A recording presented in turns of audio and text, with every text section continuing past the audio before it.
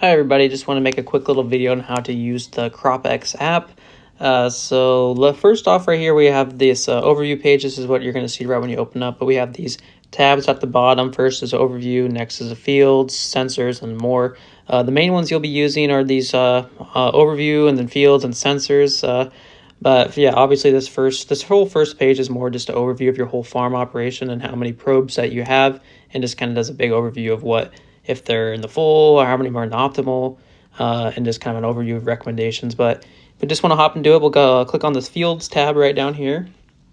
Then you can scroll through your fields and decide to which one you want to view. So obviously your field name, crop type. Then we have this soil moisture status bar right here. So we'll break it down by refill point, or refill, optimal, and full. So right now we're obviously in the optimal stage, and we can tell that by this big raindrop in the middle, and that tells us where we're at right now. And this little raindrop below it tells us where we were on June 16th, so yesterday. And then this one above it right here says, well, it predicts where we're going to be tomorrow. Then right down here, days to refill. This is the app kind of estimating or letting us know when we're going to need to refill, how many days. But I will kind of go more into detail on my recommendations and kind of see if that number is accurate or not. And then we'll have this last reading here. Most of the dates are they're flip-flopped on the app. So if it says 17/6, it's actually 6-17. Don't really sure why they do that exactly, but the probe itself, it takes a measurement every 15 minutes, and then it sends it to your phone every 8 hours. So then you'll be able to see when that last reading was. So let's hop into it. Let's click on just says home field here. So it's going to pop up the summary page. What we can do is we can swipe up and we can pull this our summary tab up here. Once again, we'll have this soil moisture status bar, CropX insights, and crop status. We might hop into that more later in a different video. Today's weather, and then also my recommendation here will be posted for you guys to see. You guys have the ability to like and comment on there if you want, or if you want to call or text me, that works great as well. If we keep scrolling down here, we'll see today's rainfall, or just different rainfall events that happened specifically for this field. So that'll show that. So we go back up to the top, we can click on the sensor data tab up here, and this will pull up the sensor data. So once again, we'll have the sensor status bar. If we scroll down here, we will see the first graph here is the profile sum, and then we have moisture root zone. We can swipe here to click on which graph we want to view. But obviously first we'll do profile sum. So this will just shows, since your probes are 26 inches deep, this shows the whole 26-inch profile and how much moisture is in there. So we have the full point is around that 10.8, refill around 8.7, and the sum right now is at 9.2. And this graph probably needs to be updated and drop this refill point down a little bit lower here. So what we can do in that is we can click on this graph. We can slide around to see specifically where our sum is at.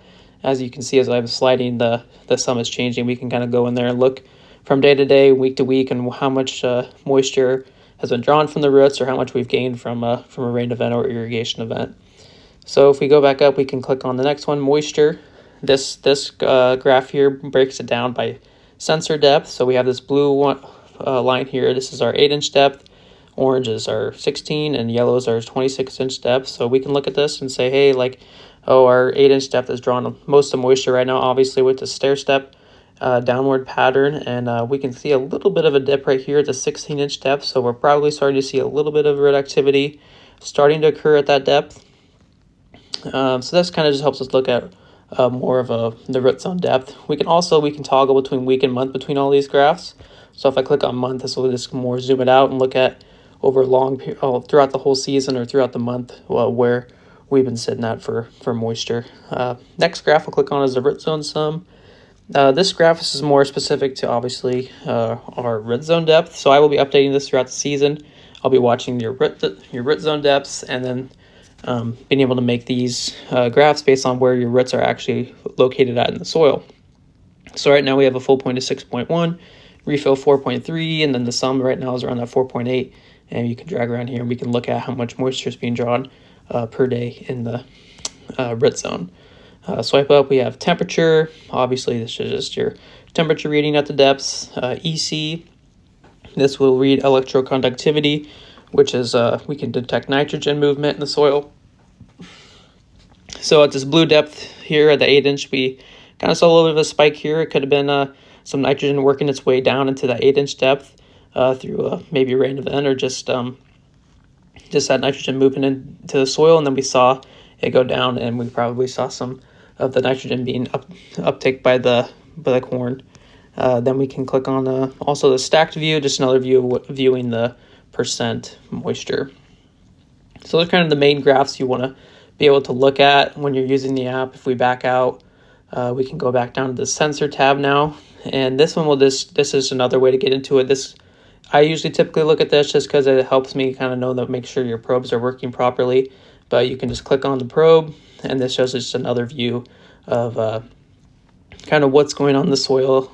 Maybe a quicker way to get to the graphs itself. So you can just scroll down here and kind of just play around with it. I mean, there's a lot of more things like I can dive into, and we'll talk about more throughout the season. But yeah, just kind of spend some time to look at it on with yourself and just learn more. But I do encourage you guys to make sure your notifications are turned on for the app so that you can see my recommendations. But yeah, if you do guys got any questions, I hope this video helped, and